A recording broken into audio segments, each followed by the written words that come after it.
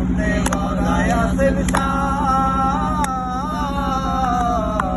এই যে দুনিয়া কিসের লাগিয়া, এত যত্নে গড়ায় আছেন সার।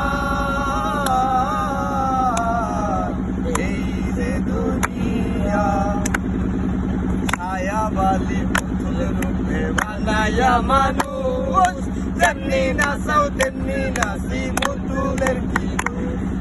ছায়াবালি পুতুল রূপে বানায়া মানুষ, তেমনি নাচাও তেমনি নাচি পুতুলের কি দোষ।